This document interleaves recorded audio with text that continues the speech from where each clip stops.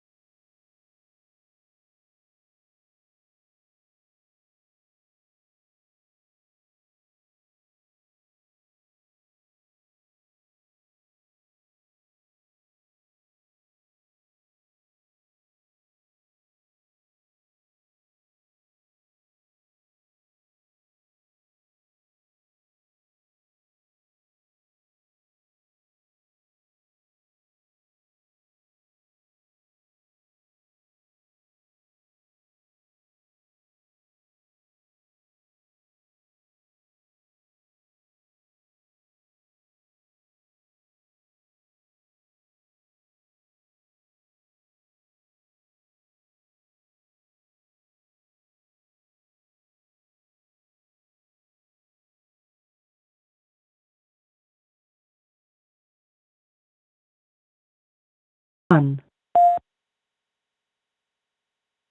Blog Talk Radio.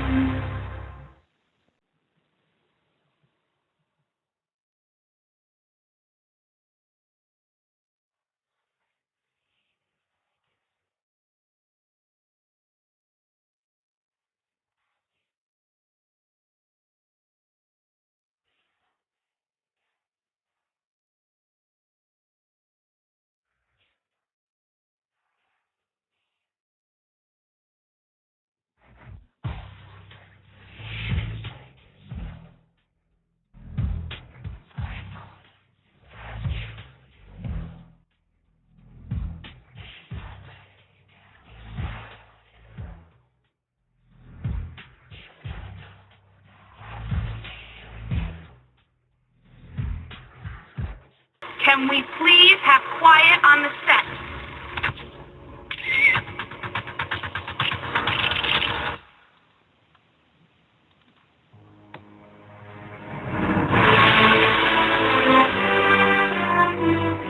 Hello and welcome to the Far From Normal Radio Show with your hosts Jay Moss, Bud Veno, and Jesse Weiner.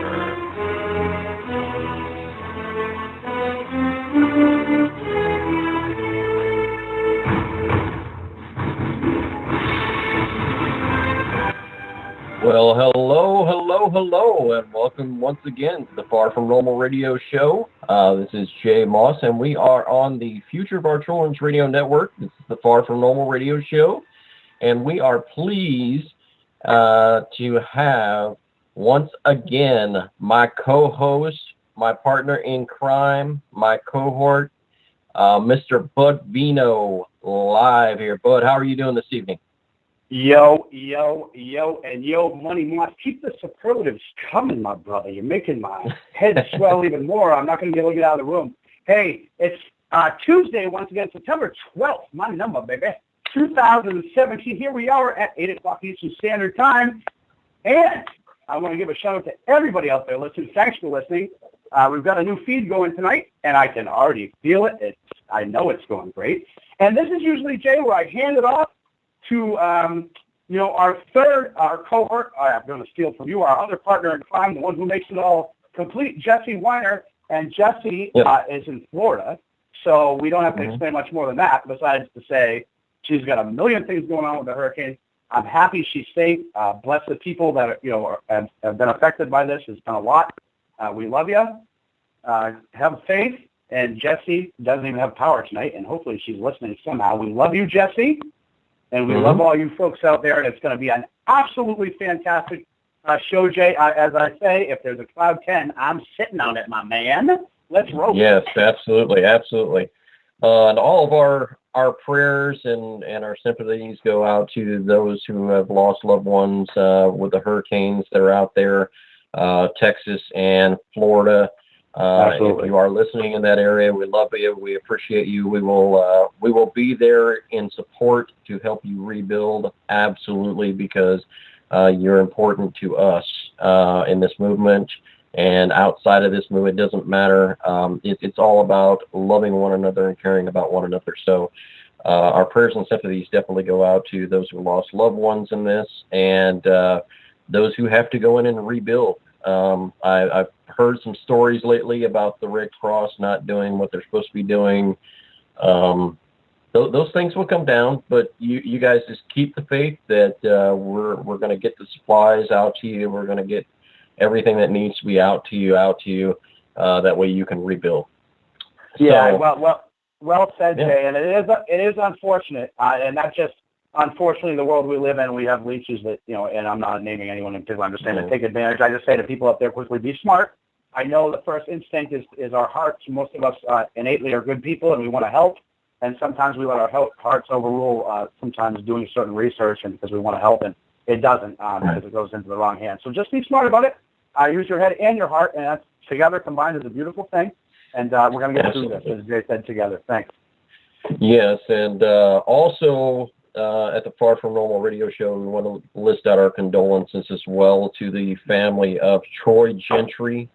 Troy was a big-time country music star with Montgomery Gentry, and just that loss in a helicopter crash, just absolutely horrible. So our prayers and sympathies out to his family as well. So with that being said, and we've gotten some of the awful things that we had to get out of the way, we're going to run right into the birthday list real quick because it's super long real quick. I'm going to run through this really quick. Here we go. Yeah.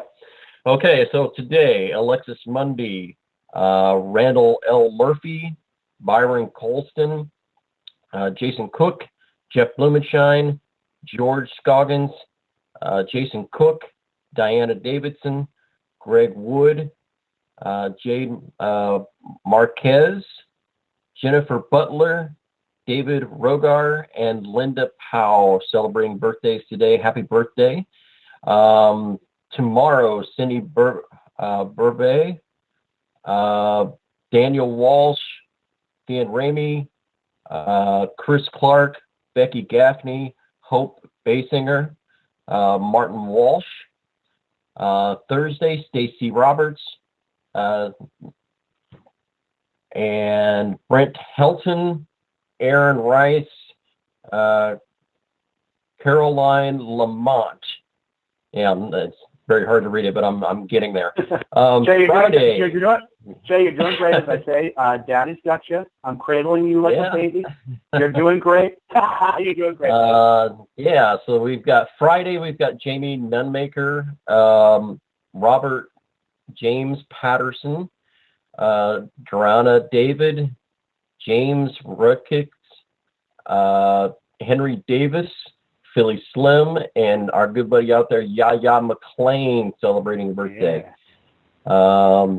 Patricia Raymond on Saturday.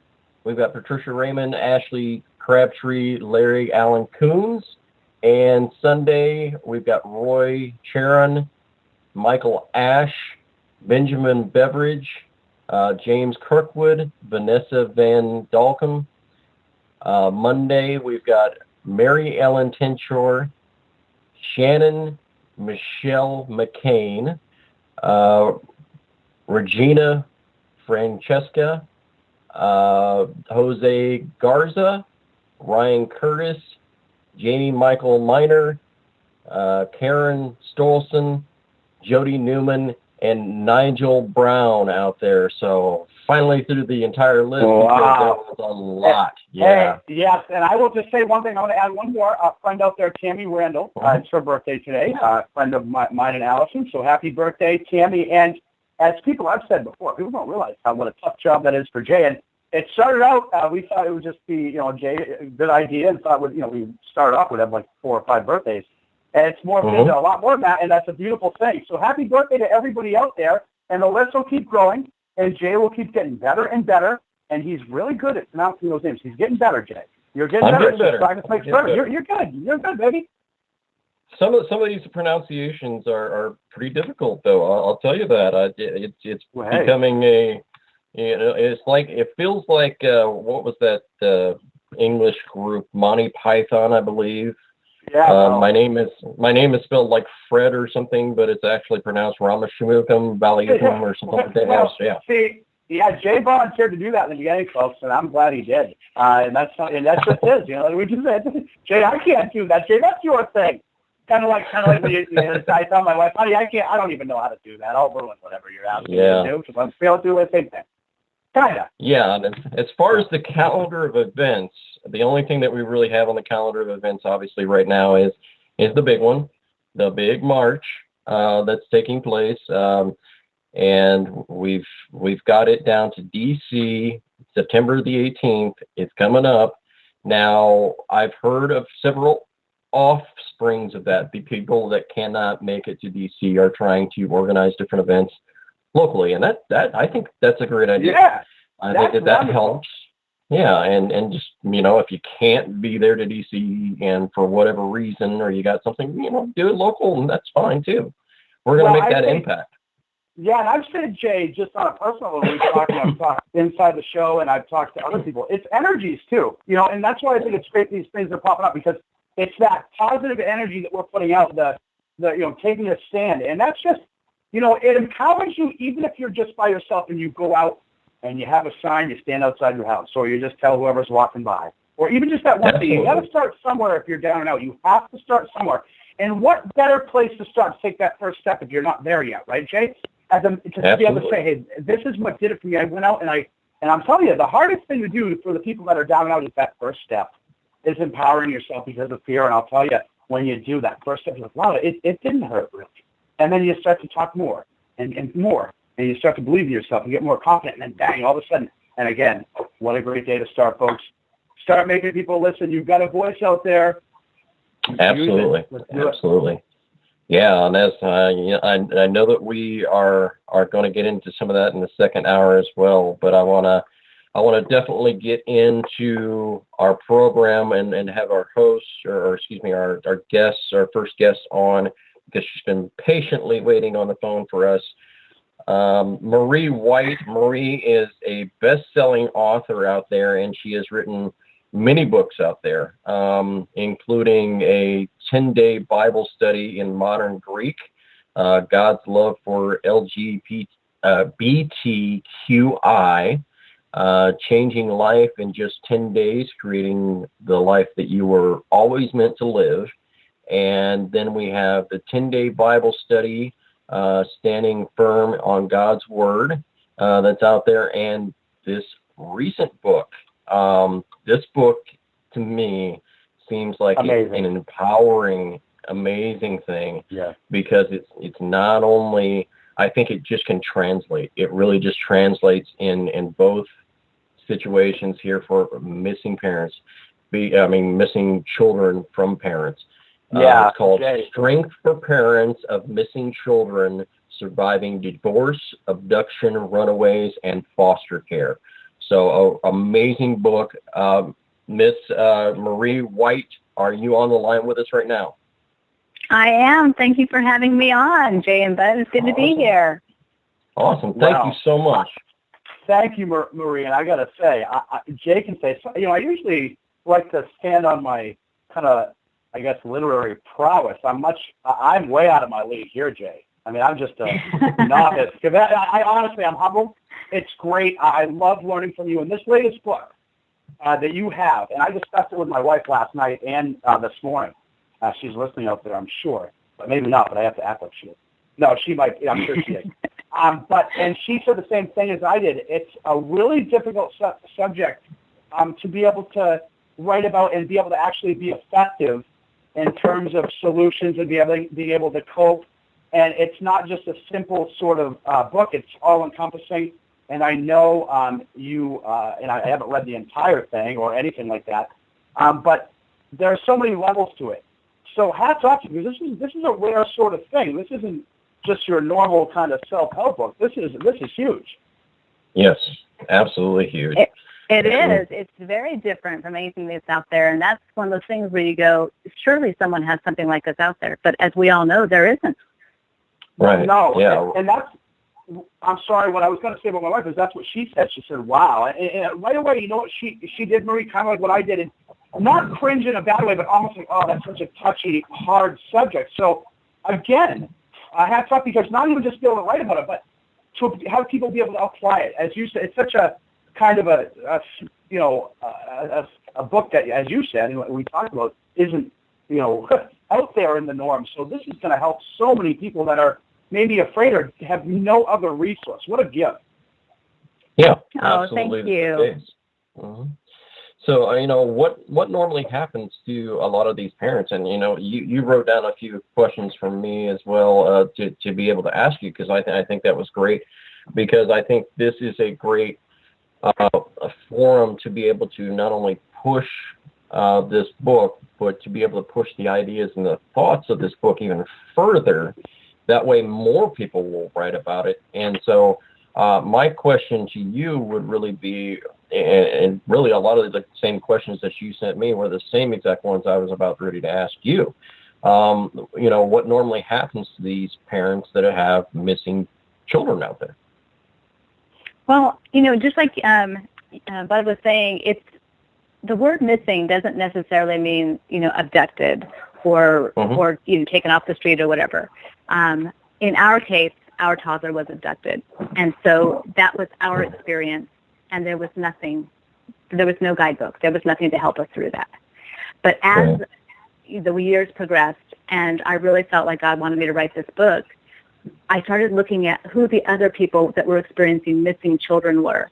And that's when I found out about parental alienation. And that's when I found out about so many other types of, medical kidnapping, all that sort of thing that was going on, and realized there wasn't a voice for that in literature. There wasn't a guidebook to help anybody through it. And even like, what's his name, John Walsh, that does the show on missing people. Yeah. Yes. There was nothing for him and his family either. And the only books that are out there are books by people who have experienced it, who then tell their story, which you and I can't read while we're going through this. Right. And I'll say this, Marie. I get a lot of emails, too, because you may or may not know I do a lot of empowerment things. And I get a lot of private emails that say, okay, Bud, that's great. It's kind of vague. Where do I start in terms of, now everybody's got individual things. And I say this right here. If you're dealing with these issues, start with Marie. That, in terms of, in terms of a kind of a, niche, any kind of a sort of a targeted sort of a thing if you're going through it. Because what I try to do is direct people to the right people. And I also was thinking, too, this is a book from the heart, because this isn't something, and this, I'm not downing anything, but just kind of a, chicken soup for the soul sort of thing. This is research. This is feeling. This is from the heart. This isn't something that you can write because you're just looking, you're looking to help people here. There's no way around it. And it is doing that. It's amazing. Mm-hmm. No, thank you. It is. And it's actually growing, which is just crazy. I mean, I thought I was writing for you and I, for those people that are going through this specific thing. And I'm finding the audience just grows and grows. And now I've got this whole audience of parents with drug-addicted adult children who are missing from their lives. And they're buying it and saying, this book is for me. Yeah, and absolutely. It's funny, Marie, because you made a point. You said, that this, you getting into this opened up your eyes to different things, and it reminds me, my ex-father-in-law, a wonderful man. I don't know if he's still alive. Great man. But he mentioned, in terms of furthering your education in college and different things like that. And we had discussed that before, and it's the same sort of thing. It's usually that way in life, isn't it, guys? You kind of get into things, you're open to it. And it's just like with getting into college. It's a lot of times you go to college and you don't even end up doing or finishing the same major you started with. It opens different doors, avenues you didn't even know were there. That's the beautiful thing if you're open to it. And I know it's done it with me, and now it's done it with you, and I know it's done it with so many people in this movement. And this is how we further and we can continue together. Because there's so many people we've met on that have different things, and it's great. So if I can ask a quick question, and get me to stop talking and let you talk for a minute. Where can folks pick this book up? And I know we were probably going to get to that, but I'd like to put that up more than once. Definitely can get it just about anywhere the books are sold. You can get it online on Amazon, Barnes & Noble. You can get it on my website, which is Marie White, spelled like the color, author.com, mariewhiteauthor.com, which is going to take you to Amazon anyway. Awesome. Absolutely, that's great, and I think we've got the empowerment aspect that goes on that we need within inside of this movement, and it's such a needed facet that goes on because we have all of these people, and you get destroyed by the family courts for whatever reason because obviously they're overstepping their jurisdiction. They're overstepping their traditional bounds of what they're supposed to do. They're ALJs, which is limited court, limited jurisdiction. But they continue to abduct, basically, and I call it abducting these children. They put them in a foster care system. They try and get these children adopted out because they have quotas, because they have an initiative that is to get the Title IV incentives, to get the adoption fee incentives, which are up to $40,000 per child per state. So we're talking about a huge money maker when it comes down to it.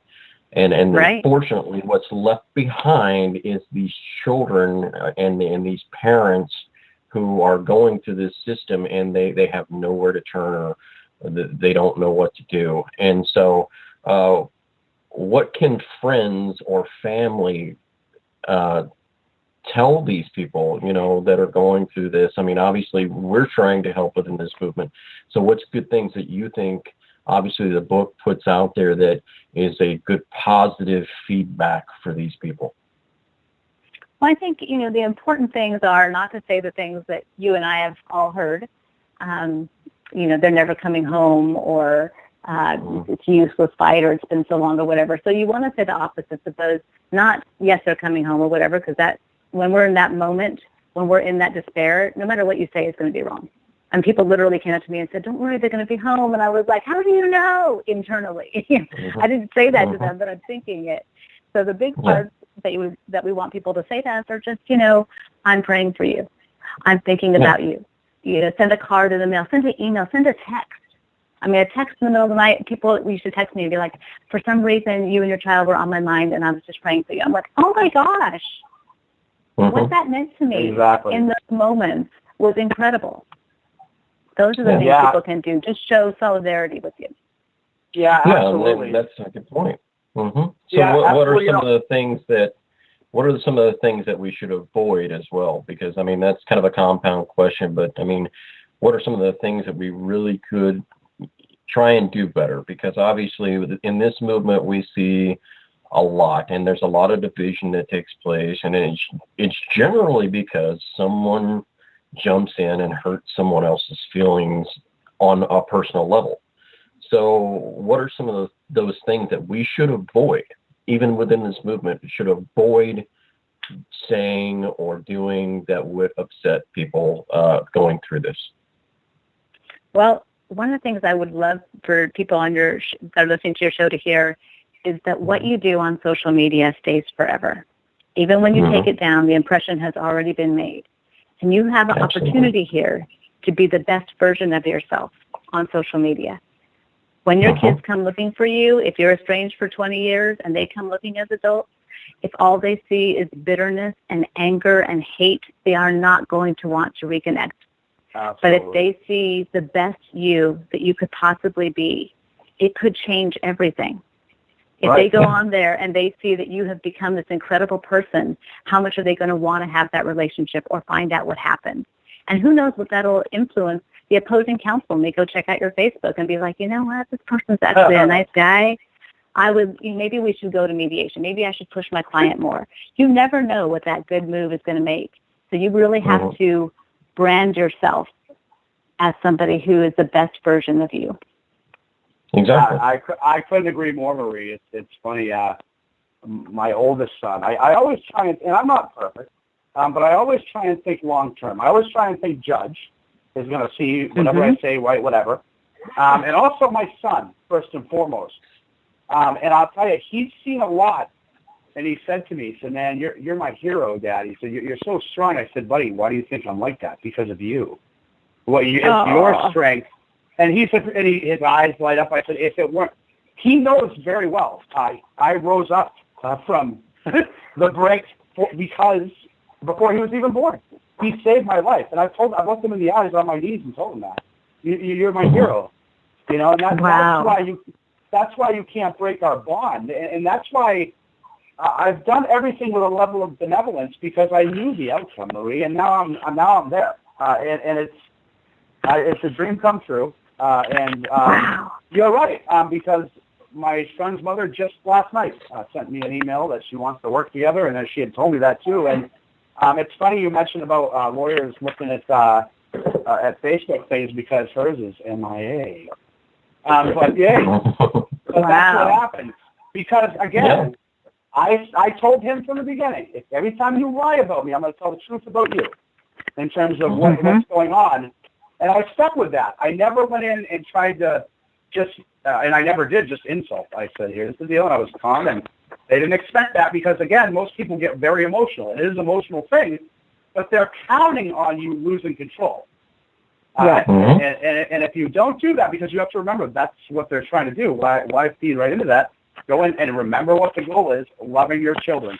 And that's why, again, I'm not perfect. I haven't done everything perfectly, and we're all human. Today's a new day. And, again, it's about my son. And you know what? Saturday night, I got a proactive call from my son that I wasn't expecting. And I said through all this, my dream was always to pick up that phone and hear, hi, Daddy. And I picked up the phone Saturday night. I said, I heard, hi, Daddy. And I was choking back tears because for 2 years I've been battling.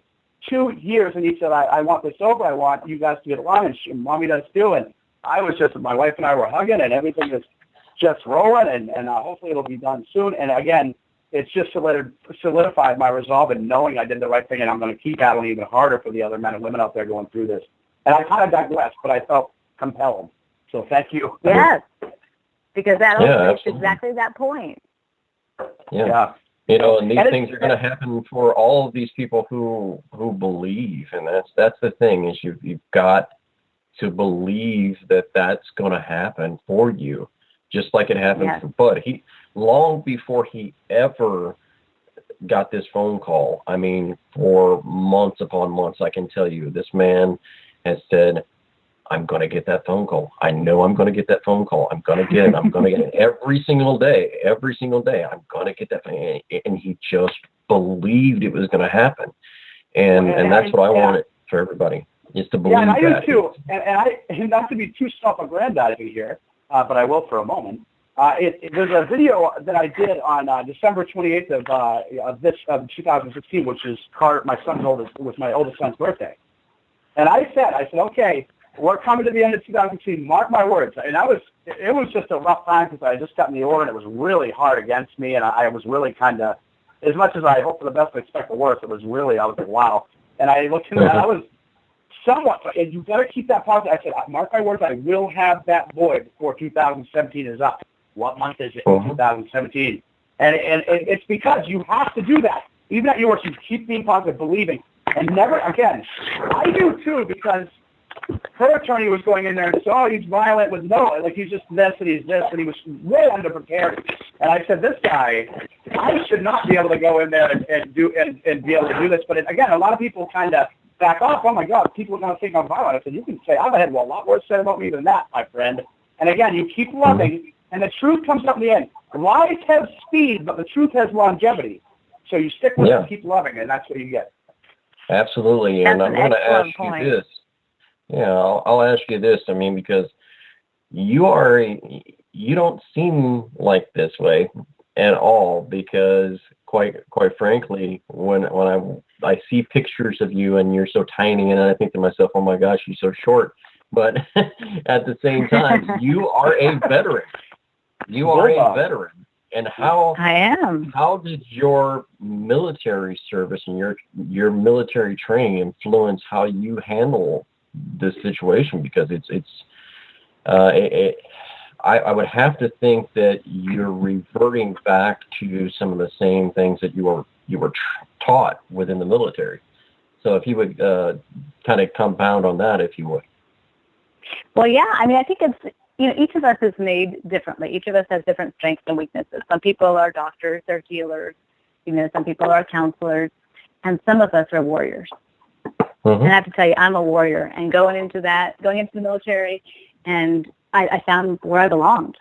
That I didn't stay in, very long. I was only in one tour, but that was where I belonged. Those were my people. That was where everything that I already was inside got to come out. And the structure was there, the camaraderie was there, and the purpose was there. And now in fighting for our child, that same warrior spirit comes through. And as a Christian, I'm a warrior for Christ. I'm in the battle constantly, whether it's spiritually, whether it's physically with my child, whatever it is I'm going through, I'm a warrior. And part of the thing, one of the things that we always said in basic training, in tech school and as we got in the military, were suck it up and press on.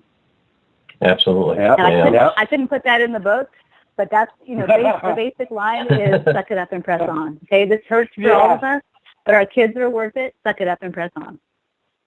Yeah, that's absolutely right. I mean, and I understand because of the level, again, of benevolence that is needed and required in terms of that book. But you're right. Absolutely, because at the end, that's what it's about. I always, and I actually, it's funny, and we'll have the video feed for me next week, I'm sure, because it seems to be working out well for Jay and everything else. But right now, I'm looking at a picture of my oldest son. I've got in a frame that I always, I walk around the house and I carry it with me, even on shows, just to have it, the energy, the love, and it's worked. I'm telling you guys, the proof's in the pudding, and I want it for everybody, that feeling, and it hurts for me when I see people. Because I go on at all hours and people are hurt, and I'm like, a lot of people put the sad faces, on certain posts, and I put the mad, and it's not mad at the people writing it. It's a lot of times mad that they believe that lowly of themselves, and that's half the problem. That's the start of it, and that's what bugs me. Yeah, and Jay, can I say one more thing real quick? Sure. Jay, can I say one more thing? I just want to say that I have seen again and again people post things. And I realize hurting people hurt people, and I realize that people are just in a really bad place that we can all be at. But I see people post things like, I started to smile today and I stopped myself because if my child's not happy, I can't be happy. And I have to tell you, that is not healthy. That is not healthy. Right now, you want your child to be content where they are and hopefully have some happy days where they are. And they want that for you too. And you cannot continue fighting for them if you won't allow your body to keep moving forward. And sometimes smiling and sometimes having a moment of happiness is okay. You can let yourself have that.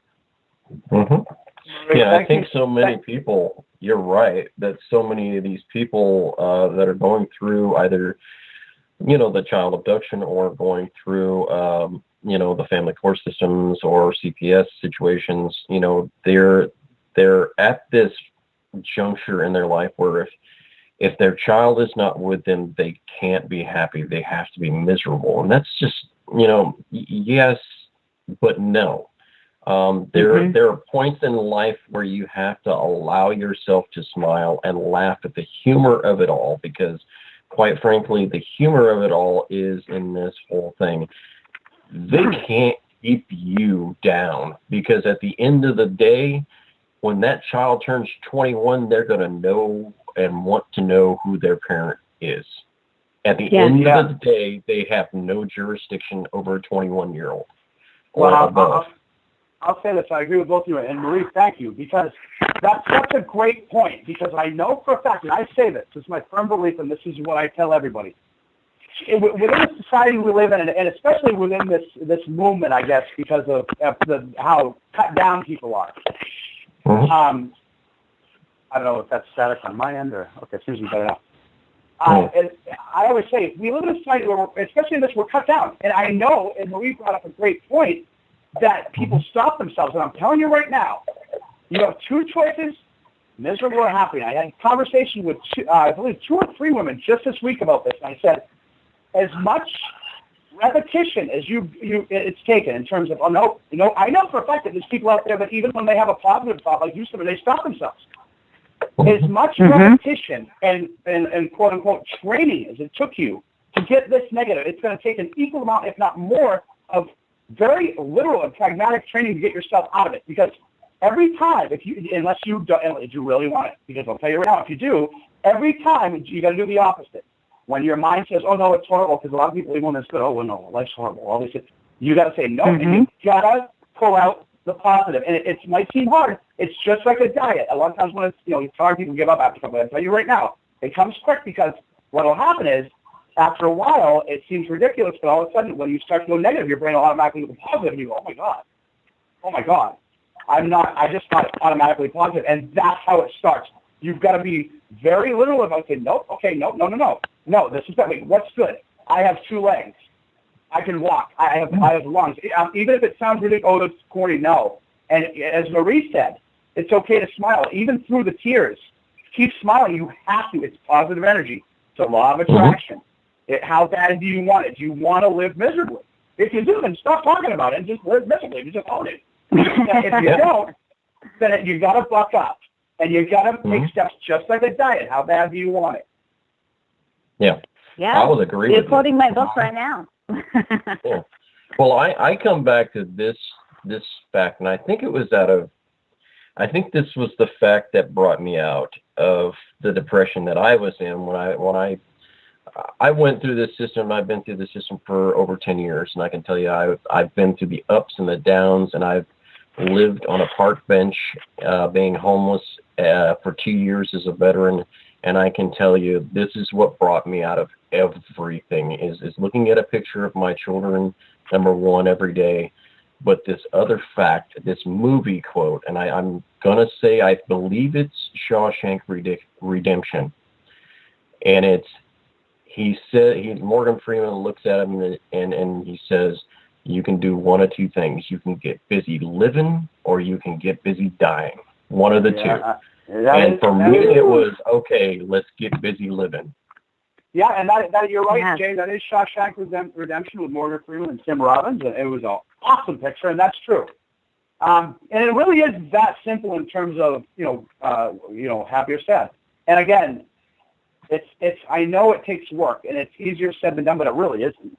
In terms of you got to wake up, start tomorrow. And as Jay said, we get sadness, but what you have to do, and I'll see if Maria agrees with me on this, it's okay to own it. But for me, I know it's worked, and it's worked for other people that I've given advice to that I've done, is say, okay, I am in a mood today. I'm going to own that.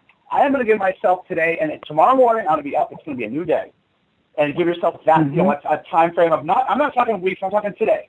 For the next day, because I can see that. And then cut it off. Give yourself, because when you give yourself, you got to give yourself a break too. I mean, we're all human. We have emotions, and in this, as we've talked about, and I know Marie is well aware of the stages of grief. They're very real in terms of all of this. Even if your child is not deceased, it's a lot of times even worse, as Melissa Isaac has brought up, and other people. You got to say, own it. Because this hurts. I'm human. It hurts, but you know what? I'm better than this pain. And today, I'm going to cry alone. I'm going to cry alone or talk to somebody. I'm going to vent. And then I'm going to stop looking for answers, because we all know what the answer is. We're just afraid to answer it ourselves. That's why we go to everybody else. What should I do? Oh, my God, can you believe this? Oh, my God, trying to get reinforcement. No, we all know what you are. It's just fear that stops. Just go do it. Stop talking. And you want respect? You want respect from people? Stop talking and do it. So they go, he or she didn't even say anything. All of a sudden, his paperwork or here's this. They really did it. That's how you build respect without even asking for it. That's exactly right. Right. True. So, Marie, what is it that you hope that this book will do, obviously, in empowering people that are going through this? Because I think it's a process. Grief is a process. It's almost how it's been explained to me is like when you lose your children out of this movement, really, it's almost like a grieving process that you have to go through. So what do you hope in this book that can help the people that are going through this? Well, I'm going to touch on what Bud said also, because it all ties in together. When he said, you need to get up in the morning, you need to say it's a brand new day, because we, as all three of us here, had to figure that out on our own, that's all covered in the book. In fact, I give you 4 weeks of daily checklists that you have to go through every single day, and it tells you exactly what to do each day so that you can make it through. At the end of that 4 weeks, you don't need the checklist anymore. But it changes week to week. So the first week you're doing, 5 things. The second week you're doing 7 things, and it keeps moving up, and it changes who you are by the end of it. Because we need a guidebook. We need a step-by-step, because our minds are not working. We are overwhelmed with every stress hormone, every fear, every worry. We have to retrain our mind, which we talk about in the book. We have to retrain our body, and then we have to learn this, go through these checklists and get through each day in a new way. And what I hope with the book is that it will stop or at least reduce the amount of suicides. Right now we're seeing at least 1 suicide per day of someone who does not have their children, either in the parental alienation, taken into foster care, abducted, running away. At least 1 parent per day is killing themselves. I would like to see that go down. And at the same time, I would like to see this book be in every library and every prison around the country so that no one is without this resource. Amen. And I'll say this. People might not believe this, but I did not leave that part of the book. And I'll say, we all meet for a reason, Marie, and we all connect on certain levels. And it's so wonderful. And I'll say I didn't know that aspect. It's great because Marie is right. You're not, even I've had people look up that are going through divorce and things like that, Marie. Google the stages of grief. And I'll send them or whatever. The great thing is I know about that checklist, and as you know, because you know about these things, the stages of grief, as they're written out, they fluctuate sometimes. You'll go back and forth. You'll think you're over a certain thing and go back and forth. I think that's what's probably going to be great about this checklist. Is that you can go back and forth. You can kind of go back and look at other things. You can. It's all about awareness. It's all about actually understanding. And when you can understand, you can't defeat something that you don't understand. Right. And when you understand it, it's empowering when you go, wait a minute, and know you're not alone when you're thinking certain things or it's human, and it's empowering. And Maria is right. I want to see this everywhere because, again, I know because she's right on with what I'm thinking, so she must be a genius, right? But no, she's right. It's beautiful because to be able to not even have to go and look up and just see it and write it down and actually have something tangible, it's perfect, Marie. Thank you for this. What a gift. Again, I've said it before and I'll say it again. Oh, yeah, absolutely. Thank you. Yeah. So how has this, this book obviously impacted your life? Even, I mean, you writing this book, I think it's for like myself. I mean, when I'm learning the law and I'm putting law out there, even though, trust me, people, disclaimer, anything that I put on my Facebook, I am not an attorney. I always put that disclaimer out there. I'm not an attorney. I'm not practicing law. I'm giving you what's already readily available. I'm just putting in an easy format that you can understand. So with that being said, how is this going to obviously, or has it already impacted your life? Does it help you obviously retain some of the things that you're speaking about and help you as well? Well, I think what's interesting is that going through something like this, it makes you reevaluate everything. I mean, it's the jarring, it's the cancer diagnosis, it's the, moment where it's between life and death. This is the moment where I really just kind of went and said, okay, what is life about? What am I doing? And what is my purpose here? Yeah, and my purpose has been fulfilled. I mean, I didn't do any of these things. Okay, I didn't have a YouTube channel with over 500,000 people watching it. I didn't have 5 books out. I didn't have other things that I can't remember that I've done. I don't have any of this That's stuff. a beautiful problem to have, Marie. That's a beautiful problem to have. Well, all that stuff, it's like none of that was there. This all happened because of this. Oh, missionary work. I got to start doing missionary work. It was like because of this, all of a sudden, it was like, Lord, how could you allow this to happen? And because obviously you could have stopped it, you allowed this to happen. Mm-hmm. What is And it now that you're I'm thankful. supposed to do during this? Because if you tell me what I'm supposed to be doing, I will do it. And if I do it, will you bring my child home? Yeah. And all of a You know. sudden, the doors flew wide open. Mm-hmm. Maria, it's so amazing. I tell you what, it's a good thing we're not like in the same room because I'd talk your ear off all night. You're amazing. and trust me, the people out there, I see my friend John Mondu from the Village in Nashville is listening. I love you, John, and John can attest to that. That's why I mention it, because he knows me since I was a little kid. But it's great because, as you mentioned too, and we talked about earlier, and I'll go back to the stages of grief, and it's all encompassing. And it's empowering too. And as you said, Marie, I kind of got off on a tangent. I lost what you were saying, but I'm going to get back to it. And actually, you'll understand this, and people out there may. And I've said this too, and this, I don't think it's my quote, but I believe you have to kind of die to truly live. And I mean, in terms of facing certain things, and maybe, and this is what I want to say too, Marie. And I was smiling, ear to ear when you were saying about, why did you do this? I remember. When my son wasn't even born yet, and his mother was pregnant with him, and she had left, and I was literally alone. I mean, literally. And I went outside, and it just started thundering and lightning out, and I dropped to my knees, and it was literally, I just thought of the Shawshank Redemption. That scene, I had my hands up in the air, and it was raining on me, and I was crying. I mean, you guys, the people up there that wouldn't believe this. Why would this happen? How could everything so good get so bad? And now, and I mean this very seriously, I'm thankful for it. And this is very honest, I would hug my exes, anyone that ever doubted me, because that's what got me here. I used to say, why me? Now I say, oh my God, thank you. I would really genuinely hug everybody and say, because if it weren't for that, for me being, now I wouldn't wish on anybody, and that's why I will never let it happen to my boys, as you guys see. Being left for dead is what brought me here. Everything with people that I would have never met, I wouldn't be here right now talking to Marie, a best-selling author, amazing woman, strong woman, an inspirational woman, Jay Mott's, what we do. I wouldn't have met anybody. As I said in court, keep doing what you're doing, guys, and keep making me a hero, because it's working. Please, keep saying whatever you're going to say. Keep lifting me up. Everybody, it's just building me up, and it's just, and now thank you. And so when you say that, and why I say that to people out there that are, I'm telling you, as the meme I put up today, them tables, they always turn. And if you stay loving, and we all get frustrated, but as Marie said, and we've talked about, own it, and you take steps. Acknowledgement, find a resource. And Marie White's book is an amazing resource. I implore you and encourage you, it would behoove you all to grab it, who are experiencing not just the direct, as we talk about issues of kidnapping, but all encompassing within this movement. It's empowering. Get it? This is what I endorse. Yeah, I would. Oh, thank you guys. Well, thank you. I'm being very genuine. It's awesome. Like I said, you're lucky we're not in the same room. And someday we will be. Are you hearing me okay? Yeah, we can hear you now. Okay. Yeah, we can hear you now.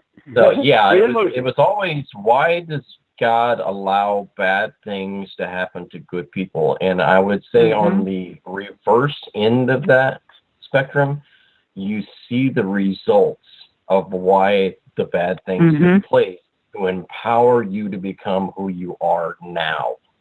That's why. Because there's no way you would become what you are now without going through what you had to go through. You had to go through that to get, you had to go through, you talk about the Shawshank Redemption. You had to climb through your river of shit to get to here. Right. And that's your what it is. Your proverbial river of shit, exactly. Yeah. It's true. That's why, it's like even people out there, and I don't say, my situation that I'm better than anybody else, because I think of people out there that are even stronger than me, the Brian Kintners out there, the people that will go all out to the end. And it really is about how you want to end it when you close your eyes. Okay, it doesn't end there, I don't believe. But what I'm saying is, how do you want to be remembered, and especially by no one but your children? Because again, hey, well, the great thing about my boys is they have no excuse in life at all. In terms of, it's too hard. Really, it's too hard. Let's come sit on my lap, son. Let's have a little talk.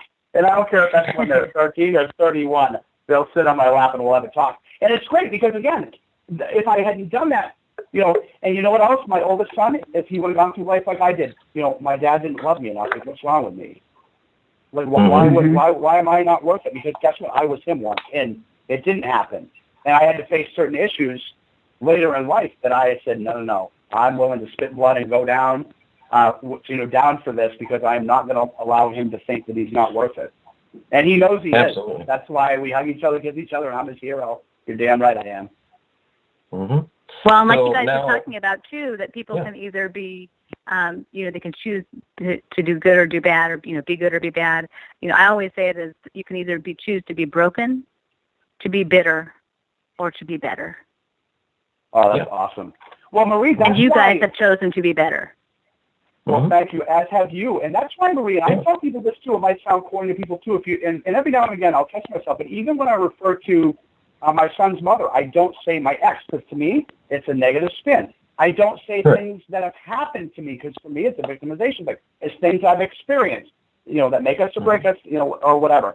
And it sounds corny, but if you can stay in that, you literally catch yourself. It will work. Again, my ex, right away, and it puts it for everybody else, must be a real bitch or a real asshole, right? No, that's my child's mother, and it's respectful to, when your child hears it, my ex. Well, really, am I your ex too? My son's mother, it's respectful. My son's father, that's respectful. As most and hey, I'm not saying anything wrong, but for me, this is a personal choice, and it's working.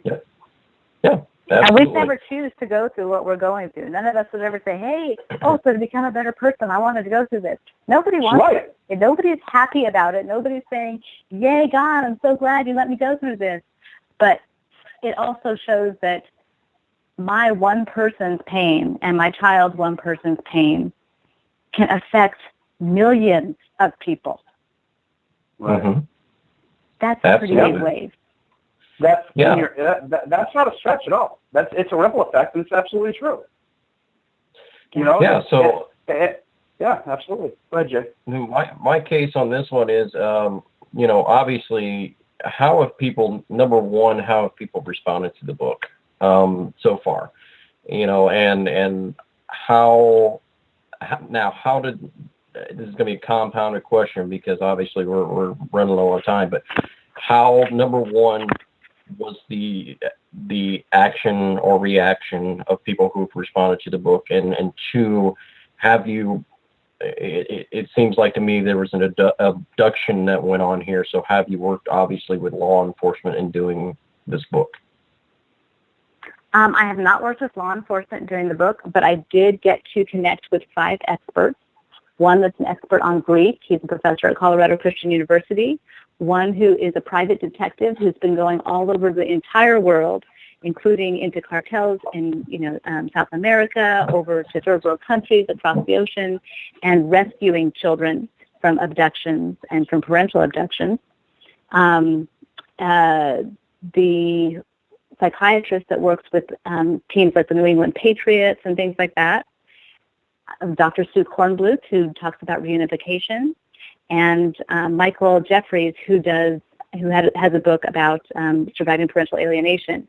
And so all of them, I was able to interview each of them and put it in the book so that not only do you have a guidebook for going through grief, for finding out how you can, do rescues or who you can contact if your child's abducted, you can also find out the psychological aspects of what's happening to you and how to make their kids' return better. And also the reunification process is covered so that you have a guide to know how to get through that reunification when it happens.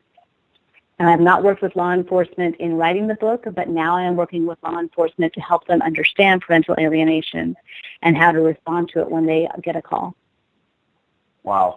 That's amazing. As an ex-police officer, Marie, that's great, because I can tell you right now that is not even close to any sort of training that's in the academies or anything like that. So, and of course, there should be, but you got to think it's such a I say little known problem only because it's a lot better now in terms of being out there, but it was kind of like the dirty little hidden secret, and it's scary, sad how still a lot of people don't acknowledge it and they look at it as there's people out there that still don't believe in it. Well, you'll believe it. Well, and how many to you?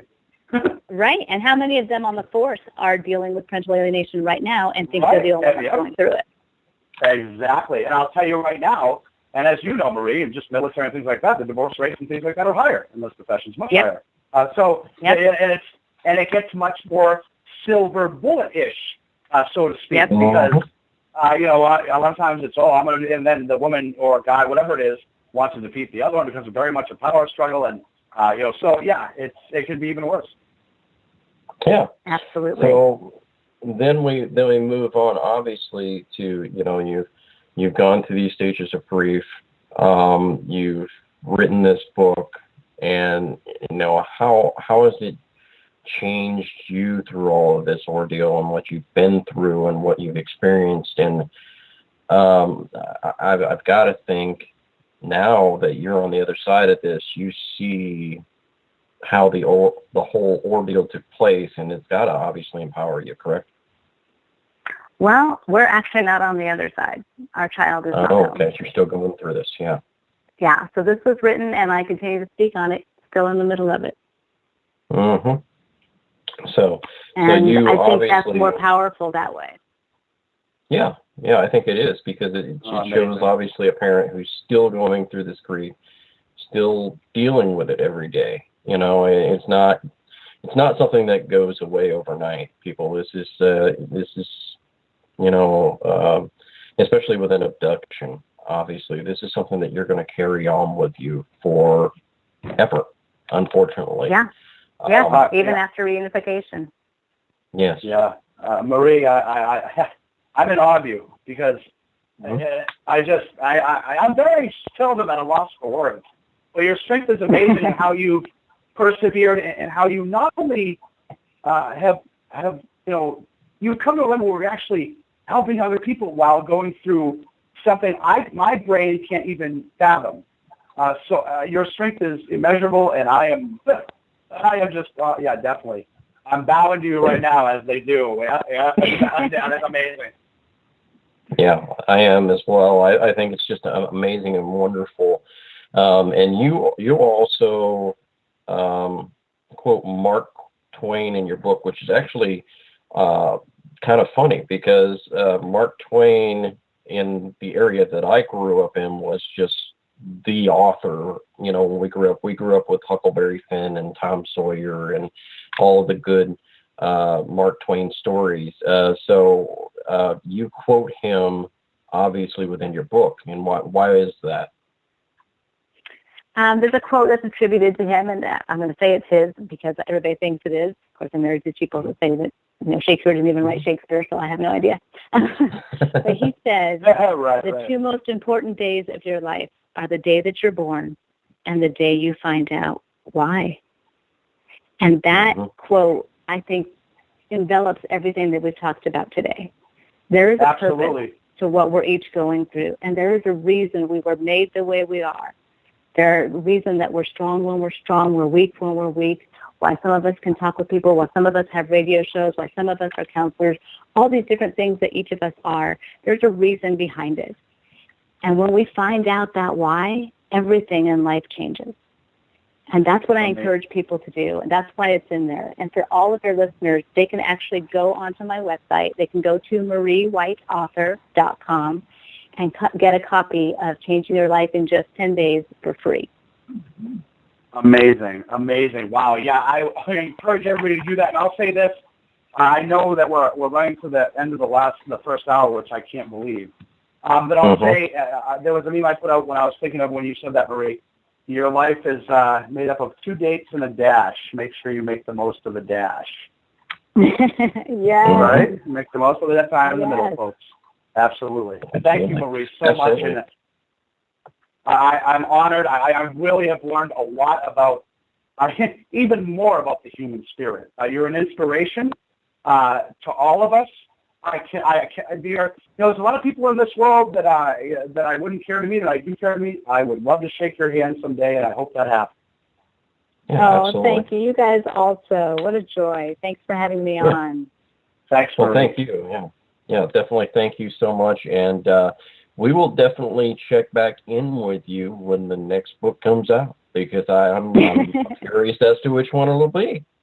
Yeah, absolutely. And Marie, I said I was going to shake your hand. I'm sorry. I'd have to sneak in a hug. I'm sorry. What's going to happen? I'm sorry. I'm a hugger. I hug everybody. So do I. So it's going to be great. Thank you so much, Honored. I know people got a lot out of it. But it's going to be replayed, and hopefully you'll come on again soon. Thank you so much. Beyond humble. Absolutely. Thank you. Keep up the good work, guys. Awesome stuff. Thank you so much. Yeah. Awesome. That was great. We are going to get in very shortly here to our second hour, but definitely thank you to Marie White, who is the author. Again, I'm going to give you this book, Strength for Parents of Missing Children. And it's out there on Amazon, people, so check it out. And it describes strength for parents of missing children surviving divorce, abduction, runaways, and foster care is the full title. And go out there. It's on paperback for $16.99, not that much. Kindle out there, it's on sale for $8.99 out there on Amazon. So I might be able to find it cheaper somewhere else, but honestly, that's a good value, obviously, for what you're going to be getting a checklist. Yeah. Yeah, I'm surprised it's that cheap. It's invaluable. The information, it's rare. And I say she had that offer out too. And I'll tell you what, again, this is what I'm actually getting a copy of. And this is something because I believe in it and I believe in her. I'm a good reader of energies. Certain things you can BS, and that sort of art you can't. You can't fabricate that. Absolutely. And awesome guest. Absolutely. So we will get into our second hour here, but I'm going to play you this little bit of a preview here because our next guest on is who we are referring to as and is referred to as Uptown Sax Man. Yeah. It's Mr. Edmund Baker Jr. And this one right here is, and he doesn't greatly know this yet, that I selected this one off of YouTube, but it's with his son, Darren Baker, and I thought it was going to be fitting for what we're going to talk about in our next hour. But this is, the name of the song is called Thrill Is Gone. It is a remake of B.B. King's song, Thrill Is Gone. So go ahead and take a listen to this. It's just an amazing sax player. Amazing. So here you go, Mr. Edmund Baker. I'm psyched. And rule number 3, Mr. Darren Baker and Mr. Darren Baker. Here you go.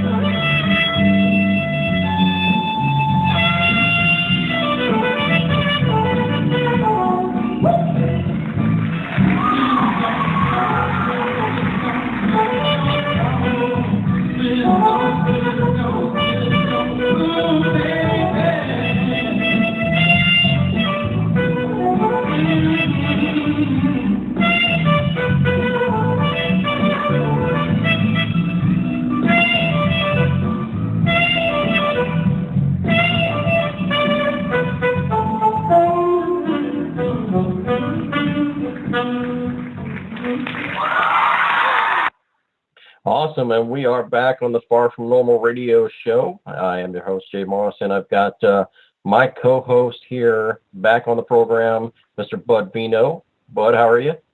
Yo, and yo. Here we are, Jay. It's the 12th hour. We're not going to the question stage yet, the last 10 minutes, but that was phenomenal. And this next guest... Yeah. Oh, it was... I'll tell you what, I was sitting here and I had my eyes closed and I was weaving, my head was weaving and bobbing. I was just in the zone, and then all of a sudden he came back on. I said, well, I can't wait to hear what these guys have to say next. I said, oh, wait a minute, I better get on. I'm one of them. I can't wait to talk to my brother Ed here. Exciting stuff, awesome dude, and a passionate guy, and it's awesome. Yeah. Here we go. Second half. Awesome. So, Mr. Edmund Baker, Uptown Saxman, how are you doing this evening on the Far From Normal radio show? How are you? Doing great. Glad to be on the program. Awesome. So I hope that you enjoyed that song as well, because we enjoyed it greatly. Yeah, brought back good memories. Been a couple years ago. Hey, let me tell you. Yeah, go ahead. Real quick, Mr. Baker, I know this is going to be a blast. I've been looking forward to it. Thanks for coming on, taking your time out. I'm looking forward to hearing what you have to say, and I know the listeners out there are, as is Jay and myself, and it's exciting. Awesome to have you on. I've looked at a lot of your stuff since I knew you were coming on as well, and definitely outspoken in a wonderful way and very talented. Again, another wonderful guest, and looking forward to it, Jay. You must have some questions for Mr. Baker, and I do too, and I know he's got a lot to say. Yes, absolutely. And I have to say, on that song in particular, it's got to be somewhat the most satisfying thing in the world. Number one, not only to be able to play saxophone and do it with your son, but let me tell you, your son's got some good vocals there too. He's pretty talented. Yeah, you better watch out. Hey, there's worse things than being upstaged by your child, right, Mr. Baker? Yeah. Exactly. Yeah. That's kind of the goal, isn't it? No, exactly, man. I want him to go as far as he can. I want him to pass me up all the way. That's right, my friend. That's right. Absolutely. So you've been doing this for how long now with the saxophone? Just obviously it's been a while. Well, yes, sir. I've been playing since I was 11. I'm 46 now. And started playing professionally in 2002, about 15 years ago. Mm-hmm. And been doing it for a living ever since. Wow. So, obviously you have been also through the family court system. And obviously that takes a toll on our personal and professional lives. And obviously, how did it affect you when you went through this? Because obviously we all get railroaded here, and we don't know. We walk into court thinking that there's going to be some type of a real justice that takes place. And actually, when we walk out, we understand that there is no real justice in some of these courtrooms, obviously. Yeah. So how has it affected you personally on a personal level, and how has it affected you on a professional level? Well, personally, man, well, I guess it's kind of one and the same with me since I'm I'm a full-time musician, because I'm self-employed, and so I do my own booking and stuff. I have my own independent agency, but really. I was very, very naive when it all first happened, because I've actually gone through it twice. And my son, that you heard singing, he turned 19 July 31st, but at the time he was 17. For that particular song, he was a senior in high school, and that was a real proud moment for me, because I was just reminiscing, man, on the struggle that we both went through. Because I was married to his mom, and we went through a divorce. And when he was just 2 years old, I had primary custody of him, and I was thinking, okay, I thought, the hard part was over, because it was a kind of ugly divorce, and once I got custody, I was like, man, everybody was like, how did you do that, man? It's impossible for a man to get custody. And I was like, man, I say I fought like a badger, but I say it was a miracle, man. And I was just thinking that, okay, it's over. You know, I've gone through this divorce. It was the worst thing I ever been through in my life. I wouldn't wish it on my worst enemy. But I got my son. I can start all over again. And so that's what I thought. And I got remarried like a year later. And man, I mean, the whole, I was remarried for 11 years, and almost the whole, if not the whole 11 years, it was like a constant battle in court with my son's mom continuing trying to re-get custody of him over and over, almost every 2 years, man. It's like she'll file something to try to get the primary custody and accuse me of all kind of stuff, assault, abuse, neglect, I mean, anything, man. Any kind of thing she can come up with that make me sound like a monster. And and so here I am now thinking, okay, I thought it was over, and here I am now. I'm already, you know, got another family now. By this time, I have 2 little daughters by my second wife, and so I'm like, man, you know, when is this ever going to end? Because I thought that the courts would see sooner or later that it's all, you know, false allegations. It's all made up. It's just an attempt to try to get custody, you know, and just all kind of stuff, man. And to make a long story short, I didn't even, you know, they always talk about, you know, the child support and all that stuff. Well, I didn't even file child support or anything. But then my son was like 10 years old, man, and I was playing at an event. And I guess it was about an hour and a half drive where I was, but I was back in time to pick him up from school. And when I went to pick him up from school, he wasn't there. And I was like, you know, I'm asking the teachers, asking everybody, where's my son? And everybody's playing like they don't know what's going on. So I went and talked to the principal. I'm like, where's my son? And they say, oh, his mother got him. I said, what? I said, what are you talking about? Because it wasn't her time, and he was at school, and she just went and got him out of school because she went and got a temporary order accusing him of being in an unstable environment and around drugs and alcohol and just all kind of stuff that wasn't true. And so she got the temporary custody, and her attorney, they drug that case out for like 6 months, and in the whole 6 months, I didn't have any contact with my son. I went from every day to like no contact, and then when they finally tried to give me like visitation or whatever you want to call it, I don't call it visitation, but whenever they tried to do that, they said it was going to be supervised, and I'm like. I had my son from the time he was born until he was 10 years old. I've been the primary, you know, provider, and he's been living with me. So what are you talking about, supervised visitation? Why is he even over there anyway? Why is he with me? And basically the judge said that if he was to come back with me now, it'll be detrimental because he's been with her for 6 months. But it wasn't detrimental to rip him from you overnight. It wasn't detrimental to take him totally from his father. But it would be to reunite you. That would just be too traumatic. But not to completely rip him from his dad. That was okay. And man, it was so devastating.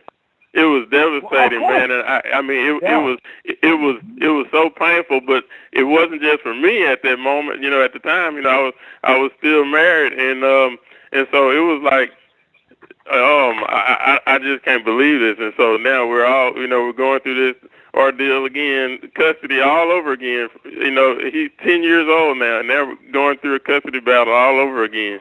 And now the ball is in her court. So of course she filed child support on me. And now all of a sudden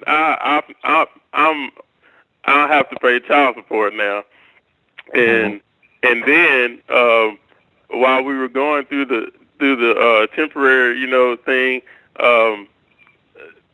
they she it wasn't finalized, and so I'm like, I'm not paying any child support until this, I'm getting my son back. And so they filed on me for being behind for 6 months, and I got put in jail for being behind for 6 months while we were fighting for custody. Wow. And I'm like, I didn't even file child support on her. All the time I had him, no child support. Then as soon as she got him, she filed child support. The judges, the attorneys, the police officers, everybody just immediately on her side. And CPS too, because she called CPS and said he was being abused, and CPS came in and did investigation and harassed me and my wife at the time and my girls. And my girls were small, and they took my girls individually, and I refused at first. I said, no, you're not going to take my girls and talk to them by themselves. I don't know what you're going to tell them, or and they were basically, I was naive again. I didn't know my rights at the time, and basically they were telling me that they had to do it, and they took my girls and talked to them by themselves, and wrote up all these, reports to make me sound, like I was, this abusive person, and it was no evidence whatsoever. And I ended up getting my son back, man, but that was after he was already old enough to come back. He came back. That was he was a freshman. That was like September. Whenever it was in 2012. I got him back, and he's been back with me primarily ever since, and he never wanted to leave. Right, and so they stole him. They kidnapped my son through the system, because basically that's what it was. So was this his doing? Obviously, you brought it before the court and said, hey, he wants to come live with me, obviously, and he's reached past the age of what do they call that? Reconciliation, is that correct? Or because like the age it's like 12 or whatever when they say they're old enough. Right. So in most of these states, what you have is an age limit where these children reach, and I believe it is 12 in most states. You'll have to check your state constitution on these, and your civil rules of procedure. But if that child reaches that certain age, if the child wants to live with the other parent, that is taken into great consideration. I mean that they're going to do it, but yeah. Well, yeah, it is, Jay. And a good example of a state that doesn't go by a specific age is my state of New Hampshire. It's based on the maturity of the child. It's a few different factors based on maturity and basically what you think, the wherewithal of the child and everything else, and how they're able to adjust. 12 is a pretty good age in terms of what they probably do without using a direct figure like that, go off, basically kind of like, you know what I mean? Right. But definitely check your state, because I know New Hampshire is one that doesn't have a specific age, even though some people think they do. Yeah. And some of those do, and that's obviously great. So he has come back with you after freshman year.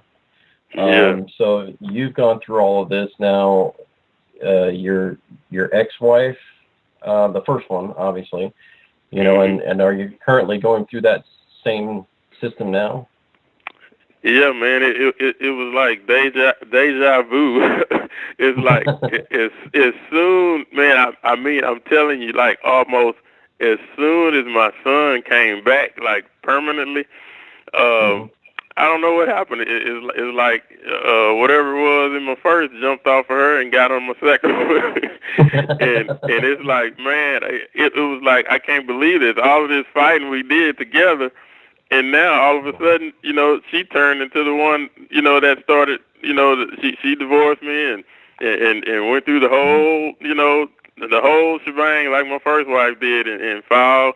She immediately, filed for the divorce and the custody and the child support and all of that, man. And it threw me for a loop. I mean, I was blown out of the water because I was thinking, you know, the battle is finally over, and now I'm back in it again because my son, man, when the little time he was with, you know, when he was with his biological mom, he was with her, you know, for a couple school years, and and man, he was starting to, you know, misbehave and conduct and grades were falling, and when he was with me, everything was perfect. He was doing excellent in school and had great behavior, and when I got him back, man, I mean, I had to get him back on track, and I mean, his senior year, man, he got what do you call it,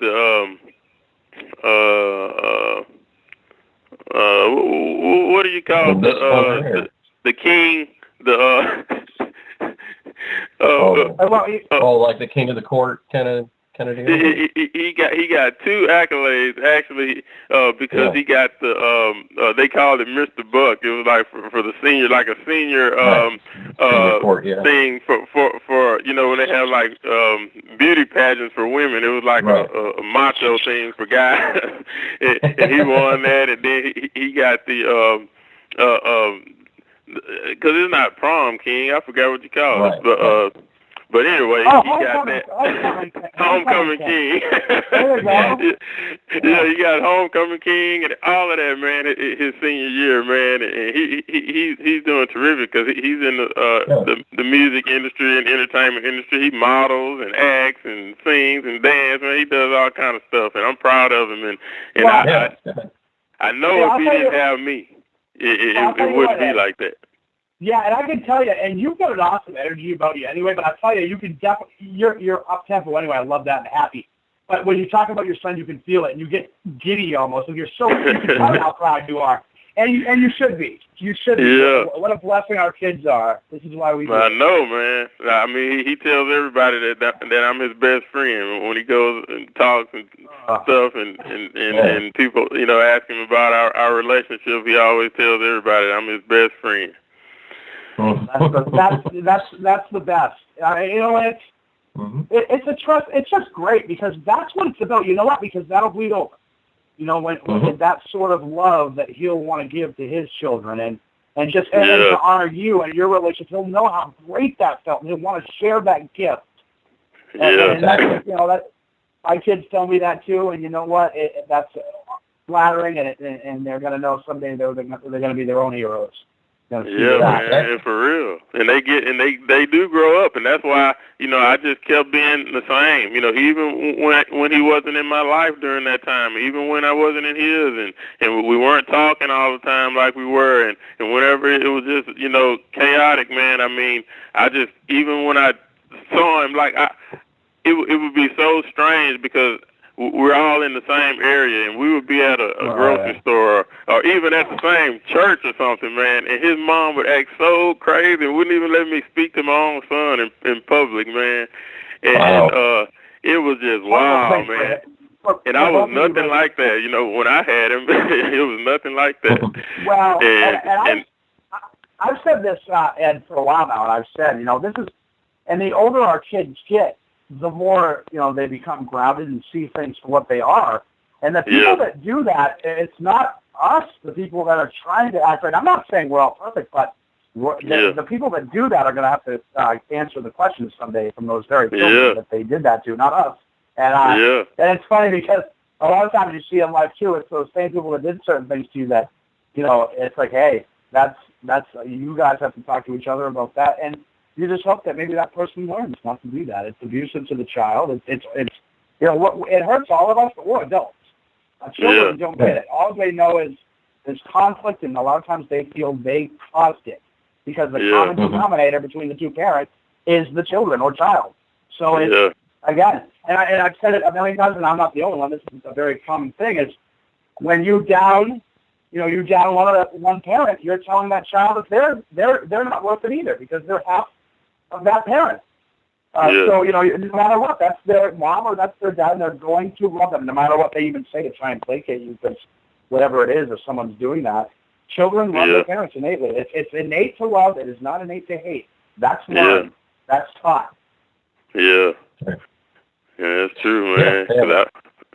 So, you've obviously gone through the whole gambit. You've not just gone through the side of having custody, retaining custody of your child, and then now you obviously went through the whole issue. She gets custody. You're at supervised visits, and then you finally get your son back because he reaches what is it? I can't remember the actual term though. But it's when you reach the age of 12. And then he decides to go with you, obviously, so you're back having custody. And then now you go through a second divorce, obviously. So now through all of this, you've been playing sax for a long time. So how is this affecting you, or how has this affected you being a musician and doing what you do? Obviously, because you're going to have bookings that you can do, and then you had to cancel some and come back and re-get some. And so how has that affected you as well, being a sax player? And let me tell you, people out there, Edmund Baker Jr. has played the Star Spangled Banner for the Houston Rockets opening game for the NBA. So this is a guy who is a professional, a talented musician. I appreciate it, man. Well, yeah, absolutely. Well, Ed, can I ask? Ed, let me ask you, what was that like? What was that like in front of all those thousands of people looking right at you? Well, man, I've been doing it as a career since '02, and I've gotten to play for quite a few, like events like that, celebrity stuff, and because I do corporate and private, and I guess I played at Lakewood and stuff. I used to be on staff at Lakewood in Houston, Joel Osteen and stuff, and I played for like some of the celebrities, like for their own individual events and stuff too. I played for Shaquille O'Neal, and I played for Tracy McGrady and the most recent as far as star for Houston, James Harden, and I played for some of the old school people too, like George Foreman and different people. I played for a lot of events, but for that particular game, man, it was pretty cool because that was my first time doing a performance like that for the actual game itself, because I played the national anthem for tons of events and a lot of military stuff, out of my state and in state, but for that particular game there, it was pretty cool because that was my first time playing, for the NBA. The actual, NBA. I play for a lot of the players and stuff, but actually playing for the game, it was pretty cool. But we used to have a hockey team too, the Houston Arrows. They moved. They got bought out and moved to another state or wherever they went. A while back, yeah. Yeah, I used to play for them all the time out there at the Toyota Center as well. But as far as this affecting me, music is actually what has kept me, man, because my music, when I see the joy I bring to others, and when I see how it makes others feel, and how they're digging my music, and it kind of like if I'm playing at a restaurant happy hour or something, people come in kind of down, and my music kind of lifts their spirits up, and when I see how my music impacts others, it's kind of like a healing process for myself as well, and so that really keeps me going. You know, my music is what really drives me, because even with my kids and stuff, man, I mean, they get to experience a lot of different events, and they get to go with me a lot of different places, and it's like a, you know, when they go, they get treated just like I do, you know. So if I go out of state, like I went to Denver, Colorado last Christmas, and we were up there almost a week, and they, you know, treated us like royalty, and they had my kids some special items when we came into the hotel. They had their names on them and all that, you know, and they feel like you know, stars, you know, whenever they get to the hotel, and the people actually know their names and stuff, because I'm already, you know, telling everybody, you know, it's my son, you know, Darian. Then I have my two daughters, Passion and Brooklyn. And so Brooklyn, she's 13. Well, Passion's 13, and Brooklyn, she's 11 now. And so, man, the same thing with them. You know, I've been in their lives since they were born. You know, and so it went from kissing them good night every night, and taking them to school, and you know, picking them up from school, and all of that every single day to you know, every other weekend. You know, what kind of crap is that, man? Yeah, so I'll say it kind of mirrors. First of all, I'll preface by saying I'm not musically inclined. I barely sound good in the shower to myself. But I do sound somewhat good. But I'll say your remarks mirror, I think, about Ted Yoder, Jay, we had on last week, who I know kind of mirrored those same sort of sentiments when it came to why he did his music. For its therapeutic, and then it was reaching people, different sort of sounds, but same heart. I know Sharon Novak out there does children's music. She said the same thing. I mean, you can almost put these up against each other, and you see it. It's very genuine. Again, there's certain passions. We all have our things that we're good at, that we're talented at, that we're artistic at. And I commend you, sir, for following that passion. And I was smiling when you were talking about going into the place and being treated like royalty. Right. The king has arrived, because you know who made that? You. Your talent. You're the one who put in the blood, sweat, and tears and made that happen. And it's the same as I said. I mentioned Ted Yoder from last week. Same thing. He said, you know, one day he said, you know what? And his wife too. She encouraged him. He said, you know what? I'm doing it, and he jumped in with both feet. And that's what you're really going to do. Yeah. Follow your heart, in your case. Yeah, your case there, Edmund. You know, you gave a speech actually at a school in reference to some of these young musicians, obviously. You know, and it's even broadcast out there on YouTube.